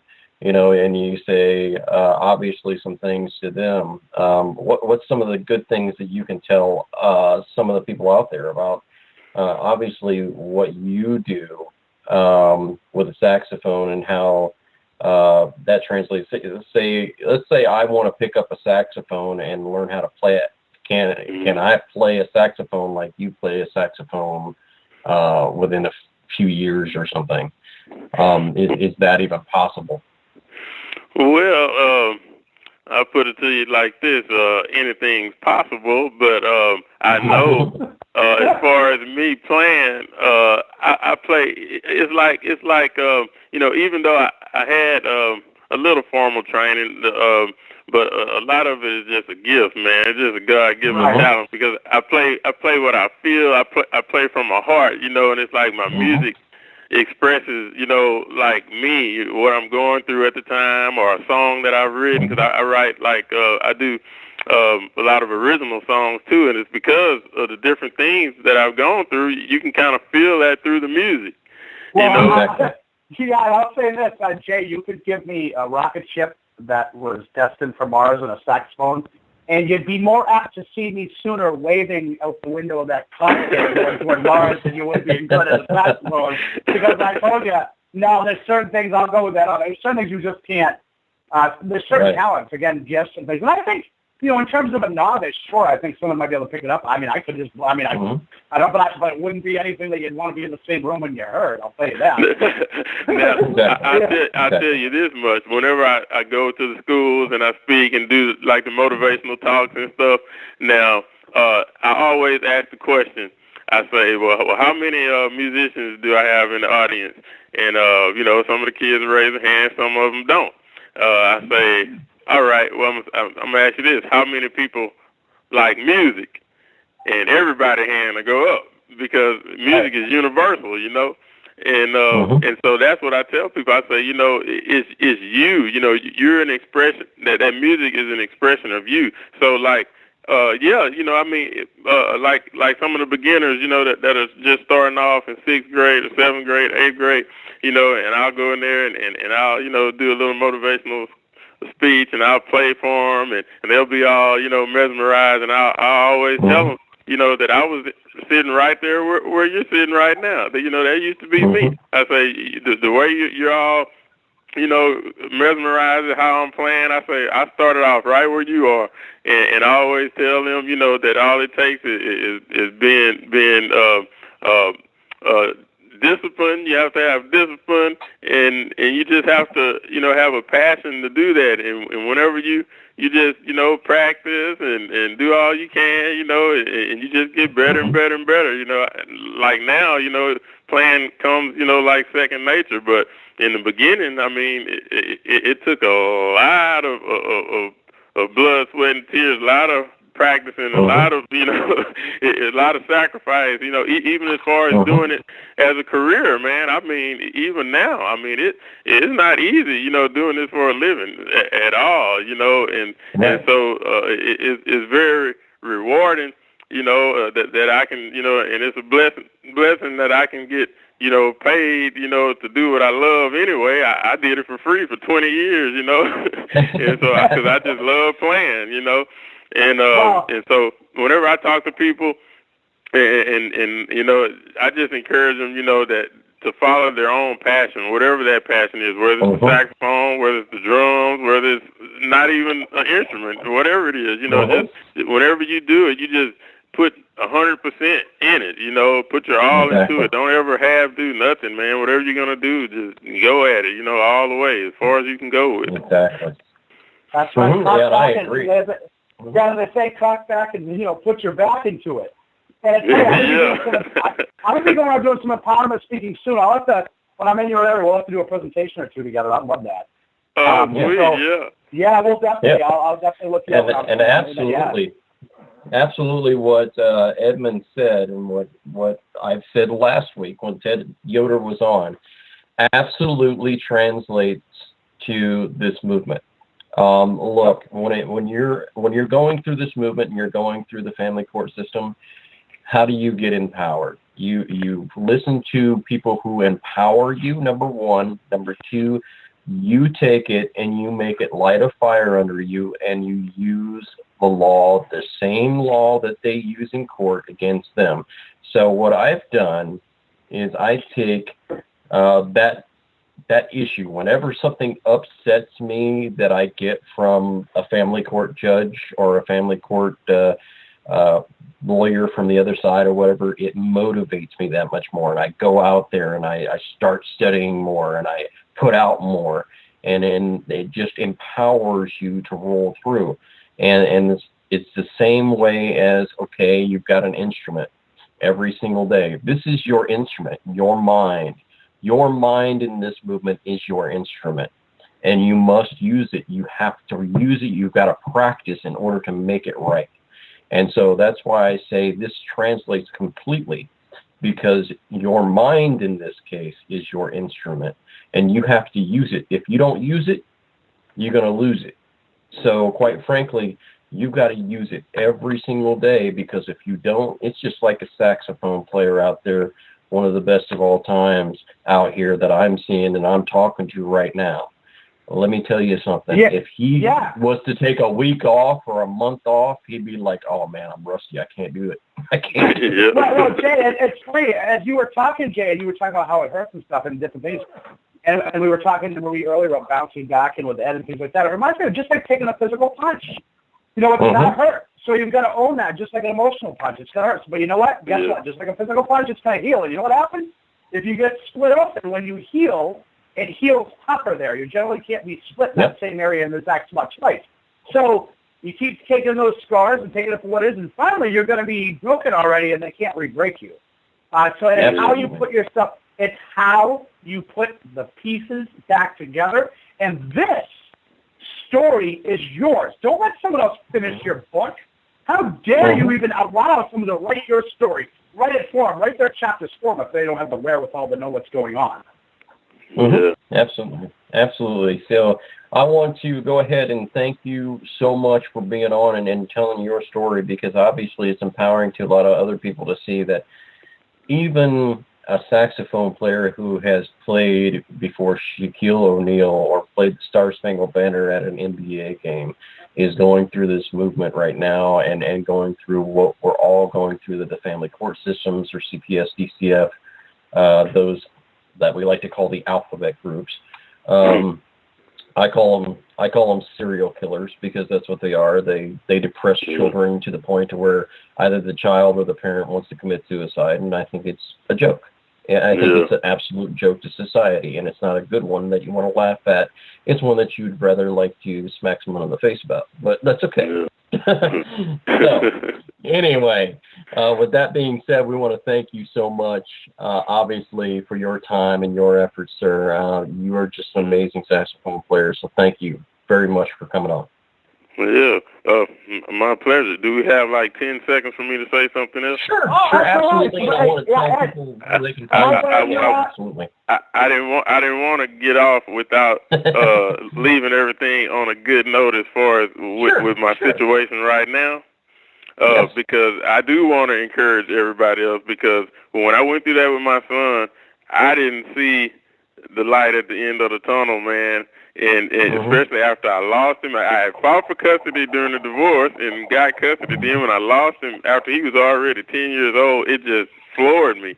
And so I was like feeling hopeless, man, but I kept fighting. I never gave up. And now he's back with me now. It's the same thing with my two girls.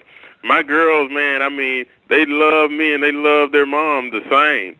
And so whenever, I have them, man, I just shower them with love and affection, and I'm I let them know I'm gonna always be here to protect you. I'm gonna always be here to provide for you.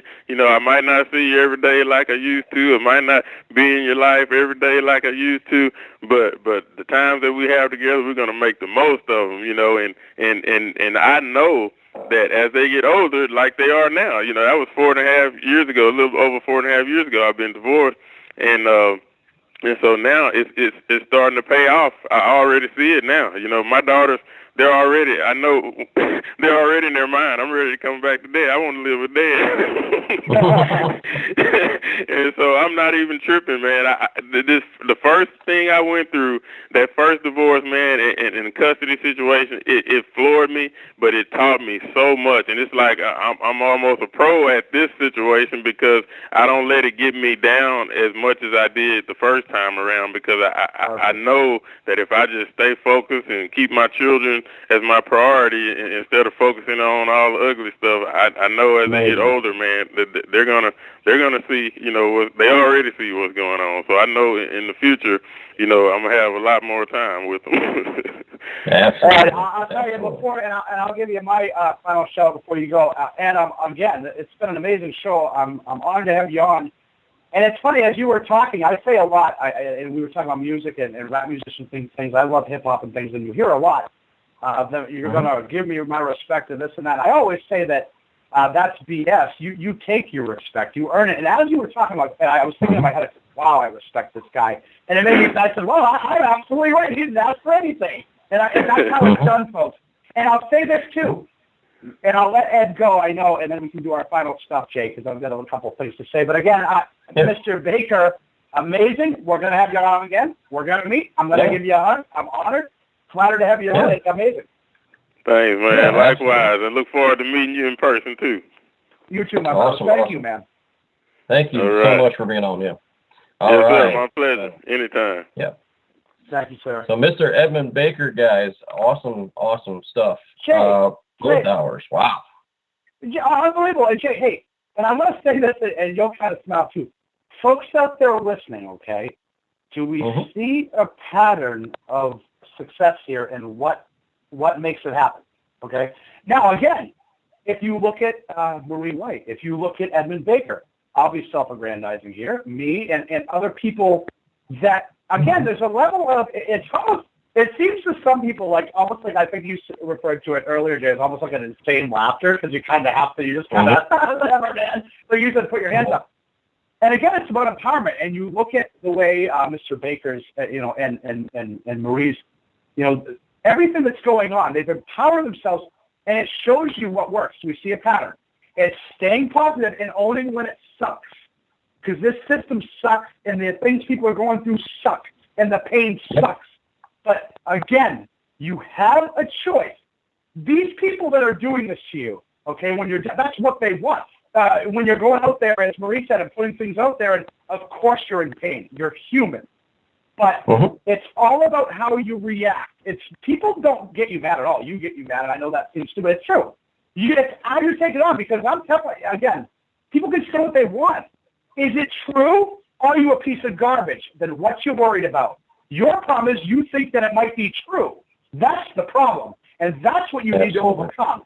It's the people that are making you believe you're shit that are shit, and they're laughing. And happy people don't cut others down. And when you expose these insecurities from these people, you'll see they're miserable, and they're much more afraid of you standing up than you are of them. Absolutely.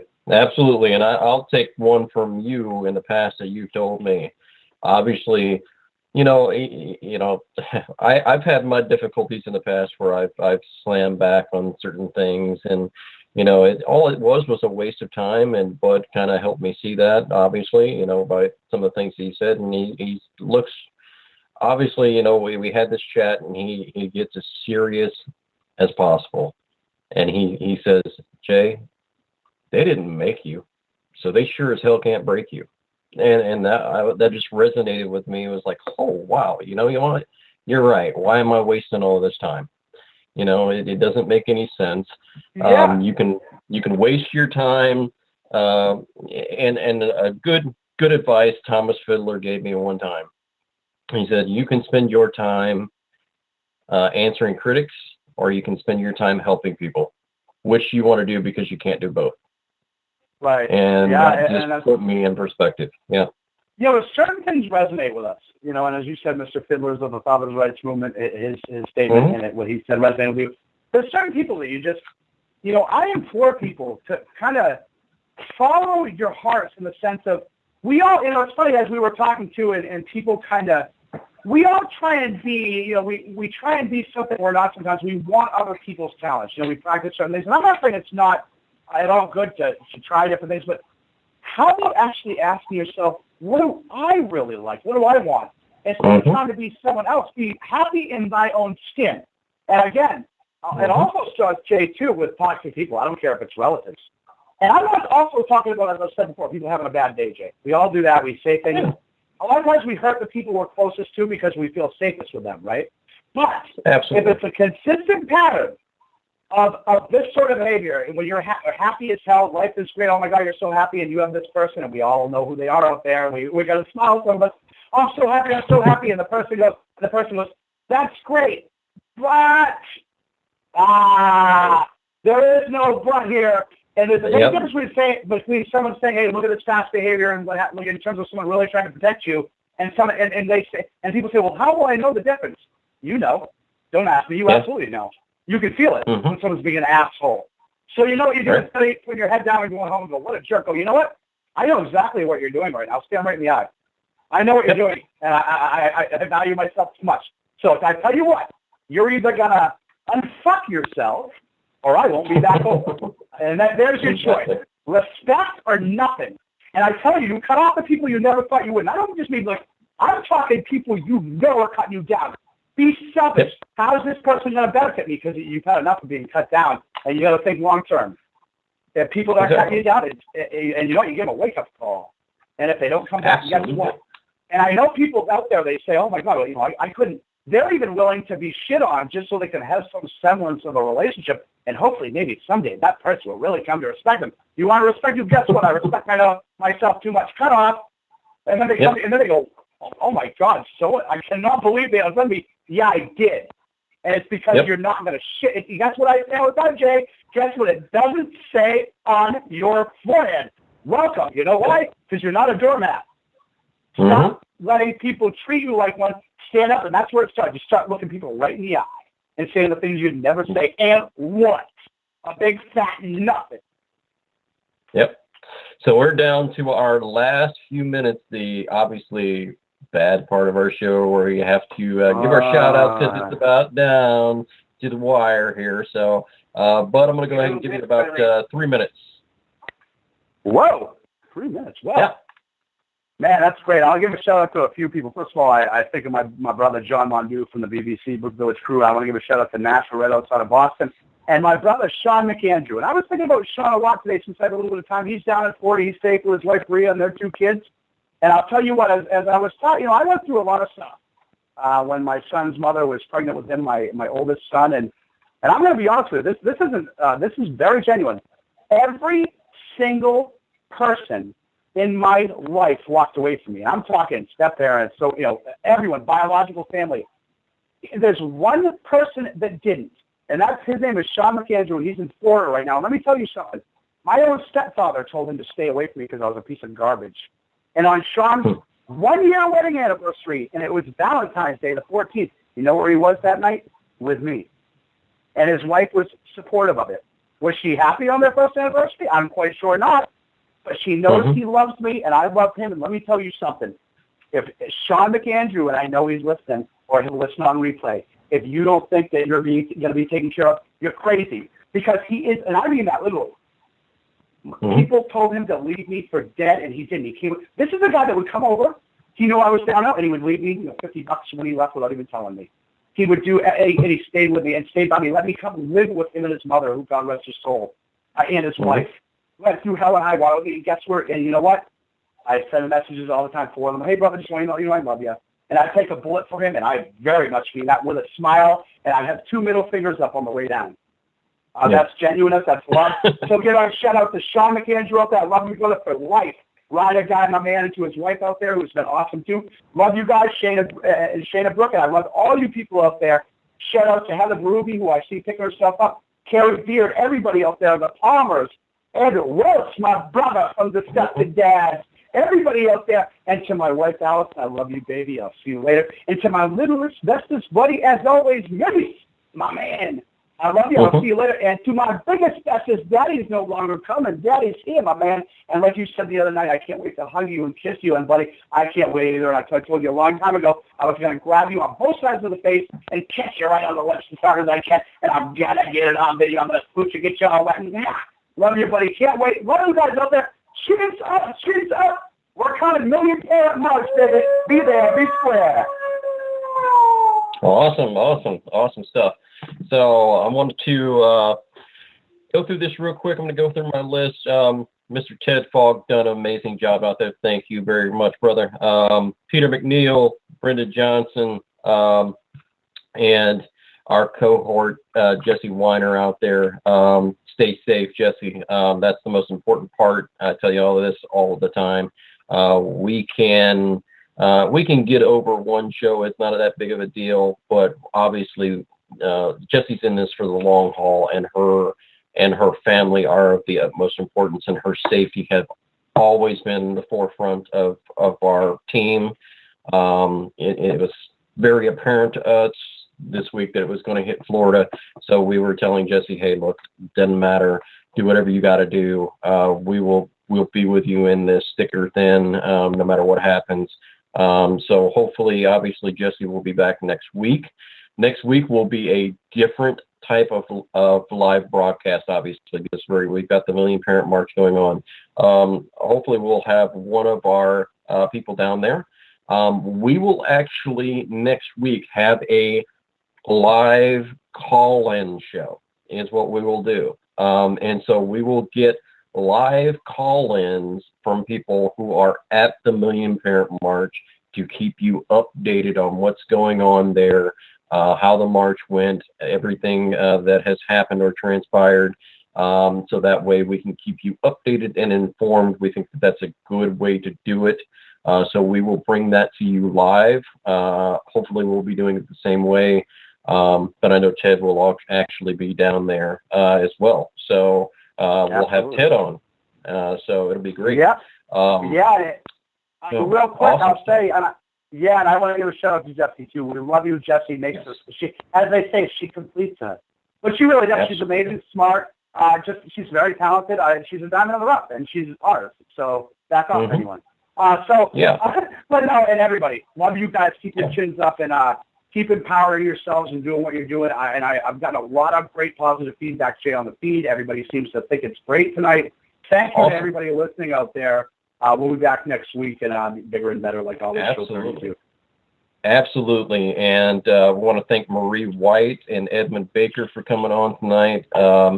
And we've just had some amazing people who have been on the program, the Palmers. We've had just amazing people. Patty Thompson, Prentice Powell. Patty Thompson. Yes. Prentice Powell. I mean, I can go on. We've had attorneys. We've had Matt Calco. We've had Melissa Isaac. We've had Jan Inush. We've had Cass Jackson. We've had Ed Wells, who I can't wait to get on again. We've had Philly. We've had everybody. Yeah. Everybody. And we're going to have more. This is only show 31, folks. I can't believe that, Jim. Yep. How this is going. And here's the important part, people. Not only are these people important, but you are important. You are loved, and you are cared about. And here to take us out tonight is Motorhead with Time to Play the Game. Should know that.